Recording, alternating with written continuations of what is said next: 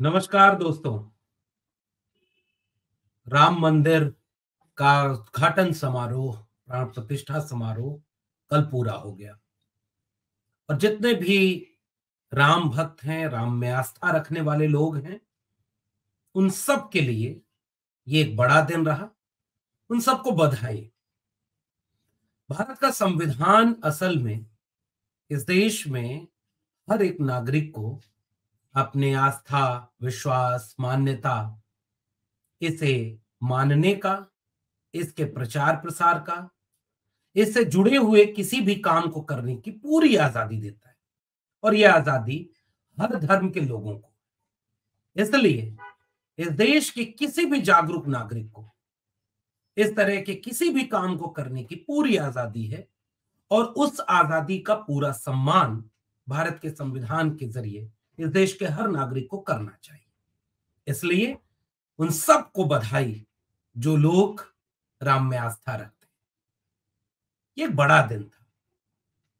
राम को लेकर के इस देश में बहुत विवाद रहा। राम के कथा को लेकर नहीं, राम की राजनीति के साथ से ये विवाद और गहराता चला गया।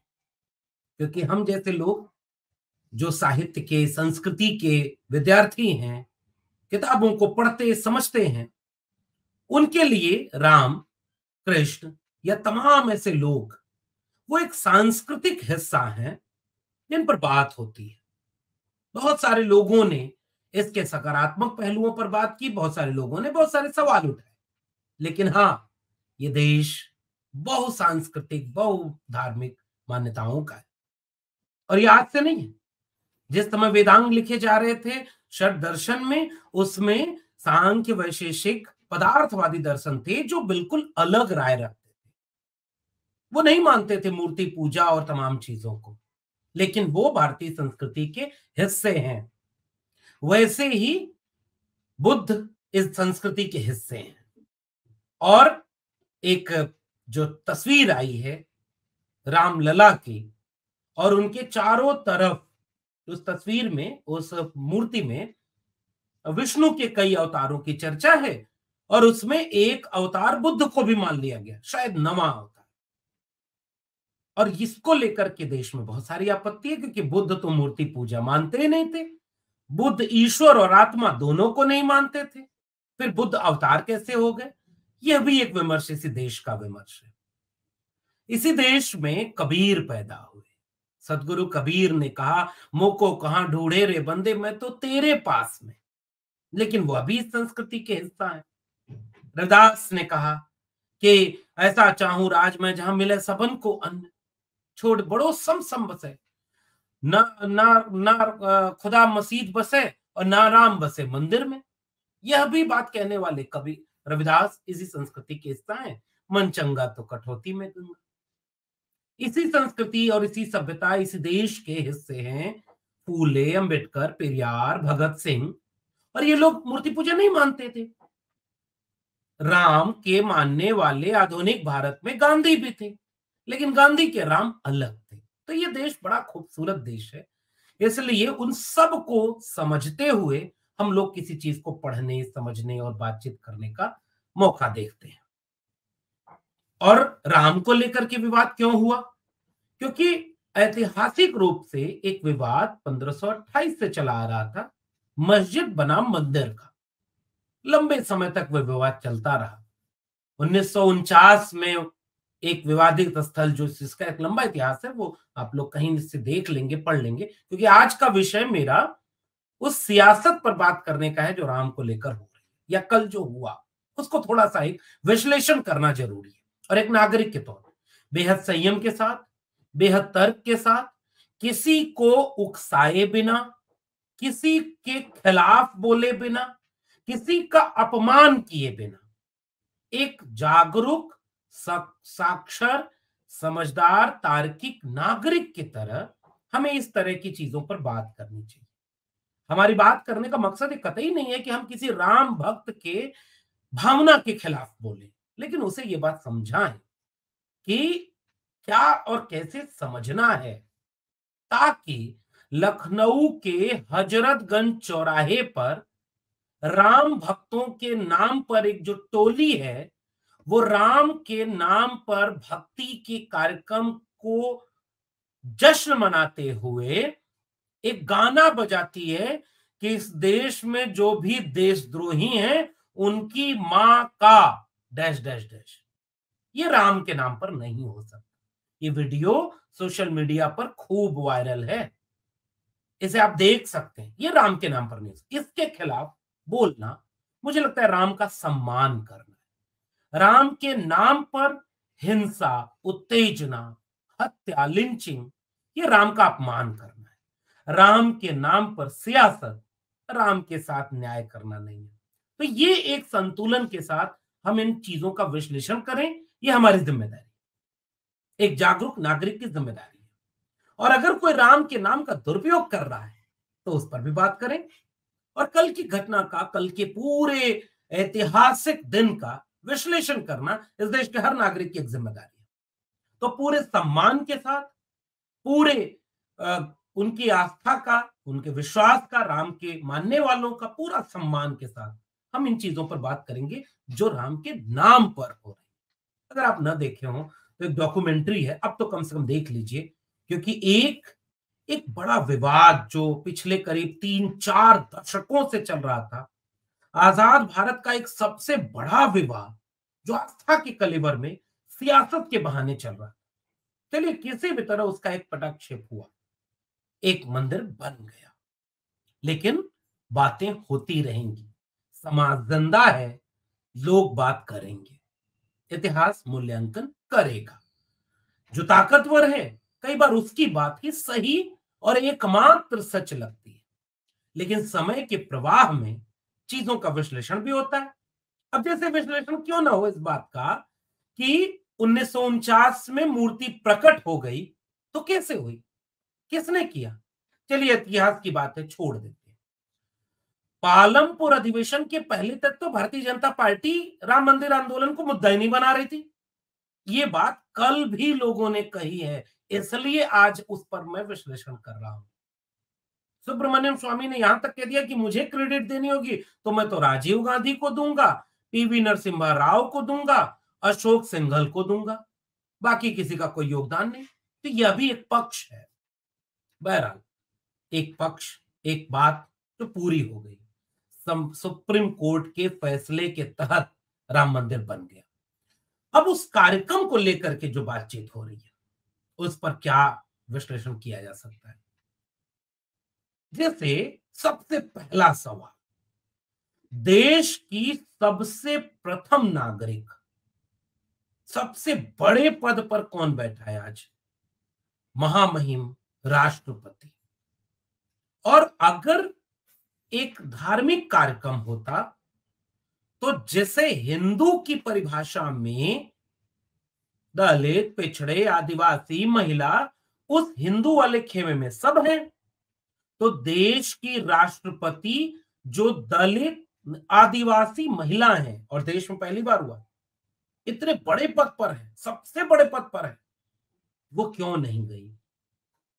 ये एक सवाल एक देश के नागरिक का होना चाहिए। बुलाया गया, फिर भी नहीं गए। दूसरा बात, देश के तमाम विपक्षी दलों के ऊपर ये सवाल पिछले 1 महीने से देश की मीडिया लगातार पूछ रही थी। जो देखो उसके सामने माइक लगा दिया कि भाई राम मंदिर बन रहा है, जाएंगे कि नहीं जाएंगे?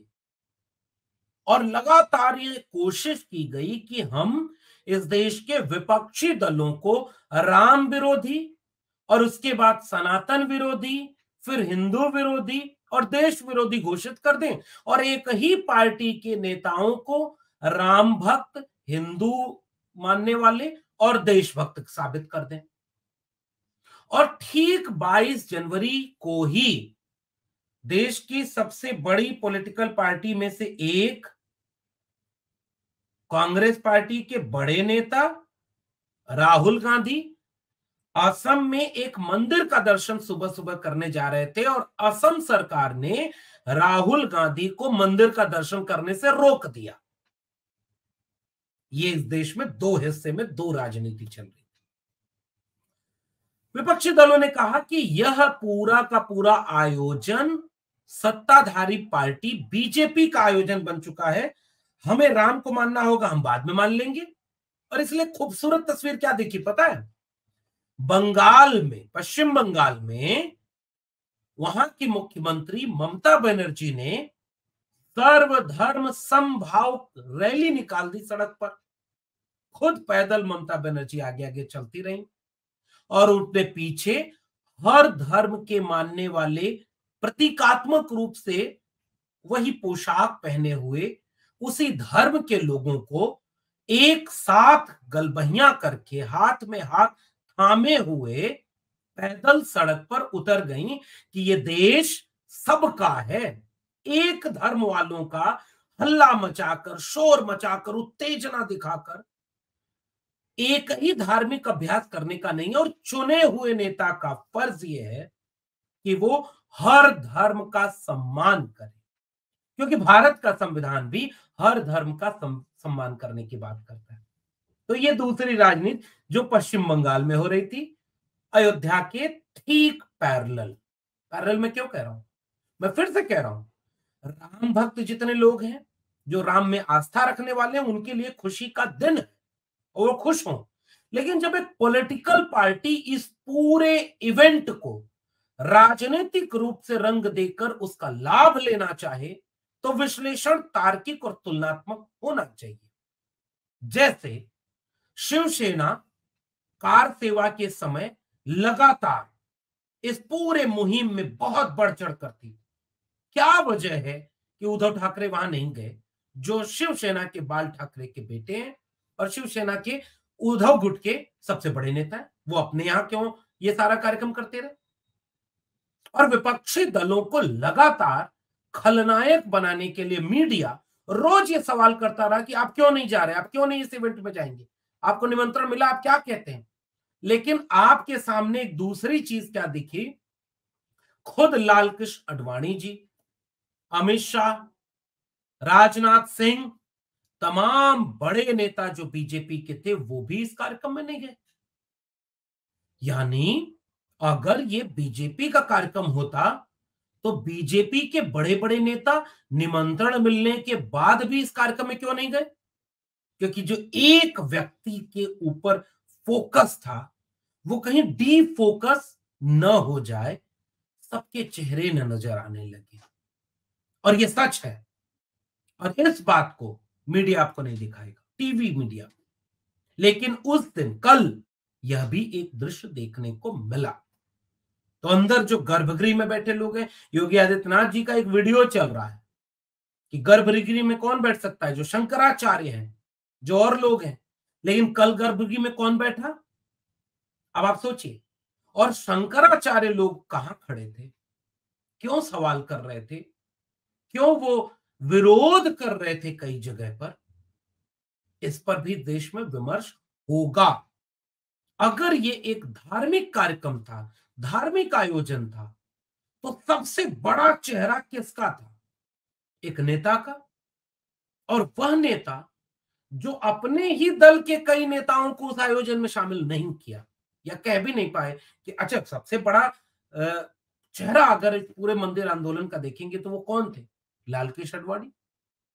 और वो, उन्होंने जो पूरी राजनीति जिस एक मुद्दे पर की, उस मुद्दे की राजनीति का सबसे बड़ा दिन कल था। तो लाल कृष्ण आडवाणी जी इस पूरे आयोजन में क्यों नहीं शामिल हो पाए? उम्र ज्यादा है, तबीयत ठीक नहीं होगी, सब कुछ है, कहीं नहीं आ जा रहे हैं, ये भी बात ठीक। लेकिन फिर भी अगर कोशिश की जाती पूरे सम्मान के साथ, पूरी सुविधा के साथ, तो उन्हें भी वहां होना चाहिए था। मंच पर बैठते, बहुत सारी चीजें हैं, वो लोग कमजोर लोग नहीं है कि उनको अगर चाहें तो सुविधाएं ना मिलें, या उनको वो तरीके न ढूंढ लिए जाएं कि जिससे वो बैठ सकें। अमित शाह जी क्यों नहीं गए? राजनाथ सिंह जी क्यों नहीं नजर आ रहे थे? तो ये एक पहलू है जिसका विश्लेषण होगा। अच्छा, कुछ फिल्मी स्टार और बड़े बड़ी हस्तियों को बुलाया गया। कुछ क्रिकेटर, बड़े बड़े क्रिकेटर, कुछ बड़े बड़े फिल्म स्टार, बहुत सारे लोग उसमें गए। अब वो 14 के बाद आजादी वाली जो मोहतरमा है उनको छोड़ दीजिए, वो तो बहुत जोर जोर से चीख के जय श्री राम बोल रही थी। पता नहीं, मतलब मुझे लग रहा है राम को याद करने का जो अर्थ है वो राम भीतर है।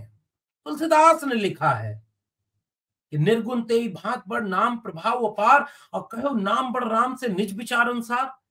ब्रह्म राम ते नाम बड़ वरदायक बर। मन से आप राम को शांत होकर के, क्योंकि तुलसी के राम को बार बार मैं कह रहा हूं, केवल एक बार क्रोध आया है पूरे रामचरितमानस में, जब समुद्र उन्हें जाने का रास्ता नहीं देता था। विनय न मानत जल जड़ गए 3 दिन बीत, बोले राम सकोप तब भय बिन होए न प्रीत।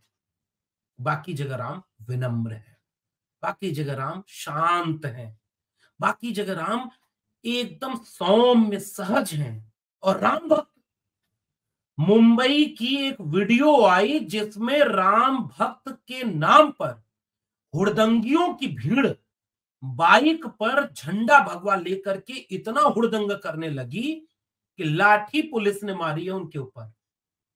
लखनऊ में हजरतगंज चौराहे पर गाना बजा है, गाली, मां की गाली देते हुए इसी देश में। और ये राम के नाम पर हो तो मुझे लगता है कि राम को दिल से मानने वाले लोगों को बुरा लगेगा। राम भी हैं, राम को भी बुरा होगा, यह अपमान है राम का।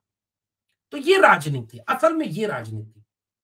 फिल्मी कैरेक्टर के लोग आए, उसमें एक नाम मैं बोलूं, रणबीर कपूर। 2022 का वाकया है। रणबीर कपूर को उज्जैन के महाकाल मंदिर में जाने से हिंदूवादी संगठनों ने विरोध किया, प्रदर्शन किया, नहीं जाने दिया। क्यों? क्योंकि उनका आरोप था कि इन्होंने पिछले दिनों एक वीडियो में कहा कि ये बीफ खाते हैं, उनका विरोध किया। वो लोग राम मंदिर उद्घाटन कार्यक्रम में सेलिब्रिटीज वाली कतार में शामिल थे। तो ये राजनीति जो है वो किस दिशा में जा रही है। और अंतिम बात, देश के प्रधानमंत्री ने जो भाषण दिया, वो भाषण राम को याद करने वाला भाषण था।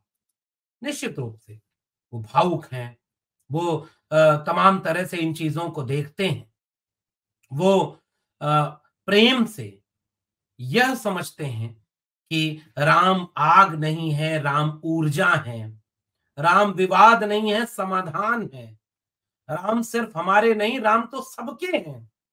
और अगर राम सबके हैं तो जो कबीर के राम को मानते हैं उनका क्या? एक राम दशरथ का बेटा, एक राम है घट घट लेटा, एक राम का सकल पसारा, एक राम सब जग से न्यारा। कस्तूरी कुंडल बसे मृग ढूंढे बन माय, वैसे घट घट राम है दुनिया देखे नाय। प्रधानमंत्री नरेंद्र मोदी अपने भाषणों में इस तरह से चीजों को नहीं पिरो पाए और इन चीजों को कहा कि भारत के उत्कर्ष का, भारत के उदय का राम मंदिर साक्षी बनेगा। तो दूसरी तरफ जब वो कह रहे थे कि राम मंदिर बना तो आग लग जाएगी, क्या लिखा? प्रधानमंत्री ने कहा कि वो भी एक समय था जब कुछ लोग कहते थे कि राम मंदिर बना तो आग लग जाएगी। राम के इस मंदिर का निर्माण भारतीय समाज के शांति, शौर्य, आपसी सद्भाव और समन्वय का प्रतीक है। ये निर्माण ऊर्जा को जन्म दे रहा है। ये मंदिर मात्र एक देव मंदिर नहीं है, ये भारत के दृष्टि का, भारत के दर्शन का, भारत के दिग्दर्शन का मंदिर है। ये राम के रूप में राष्ट्र चेतना का मंदिर है। और मुझे लगता है कि राम एके रामानुजन की 300 रामायण वाली राम के विस्तार के साथ जो लोग राम कृष्ण को नहीं मानते, ऐसे अंबेडकर के मानने वाले लोगों के साथ भी देश चलता रहेगा। लेकिन वहां खड़े होकर देश के प्रधानमंत्री ने कोशिश ये की, गांव गांव तक एक मैसेज पहुंचाया जाए कि राम को कौन लाए हैं। आप समझ गए ना? इशारा समझिए।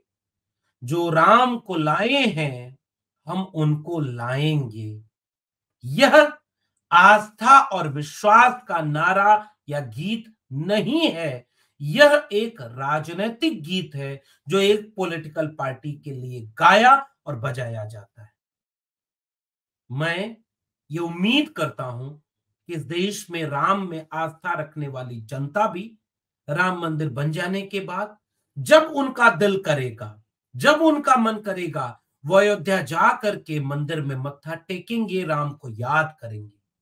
मगर अब इस देश में इस बात के लिए अब एक शुरुआत हो जानी चाहिए कि चलिए एक काम हो गया, अब आइए देश की जनता के रोजमर्रा के सवालों पर बात करें, शिक्षा रोजगार पर बात करें, पढ़ाई कमाई दवाई सिंचाई पर बात करें, देश के अस्पतालों पर बात करें और नेताओं को जिन्हें आपने वोट दिया था उनसे पूछें कि चुनाव आने वाला है, अपना रिपोर्ट कार्ड तो दें। आपने कहा था 2 करोड़ रोजगार, 15 लाख रुपया, 100 स्मार्ट सिटी, 100 स्मार्ट गांव, अच्छे दिन, बुलेट ट्रेन। अब जरा उसके हिसाब की बारी है। और चुनाव किसी मंदिर किसी आस्था पर होने की बजाय जनता के बुनियादी सवालों पर हो, लोकतंत्र तभी मजबूत होगा। जनता को दिल में राम को बसाने वाले या जो राम की बजाय किसी और को भी मानते हैं, वो दिल में अपने आस्था को रखे रहेंगे। जो आस्था नहीं मानते वह भी इसी देश में रहेंगे, सब मिलकर रहेंगे। लेकिन मुझे लगता है कि सबसे जरूरी इस देश के लिए ये होगा कि अब सियासत की बजाय, अब धर्म की बजाय सियासत के उसूलों और सियासत की जमीन पर बात होगी, हिसाब होगा, न्याय होगा और उसके आधार पर वोट दिया जाएगा। आस्था पहले भी थी, किसी चुनाव, किसी पार्टी या किसी नेता से पहले भी ये लोग देश के भावुक और आस्थावान थे। इन नेताओं के, इन पार्टियों के न रहने के बाद भी जिसे आस्थावान रहना होगा वो आस्थावान रहा करेगा। लेकिन आज किसी नेता को वोट देने के लिए उससे कहे वादे को पूरा करने का परीक्षा लेना होगा। उसने वादा पूरा किया, आपके बच्चों का भविष्य अच्छा हुआ, आपके घर की खुशहाली बेहतर हुई तो उसे वोट दीजिए, और नहीं हुई तो लोकतंत्र है, वोट को बहुत सोच कर दीजिएगा। आपका क्या मानना है इस पूरे विश्लेषण पर? नीचे कमेंट बॉक्स में जरूर बताइएगा। फिर मिलेंगे, तब तक के लिए बहुत बहुत धन्यवाद।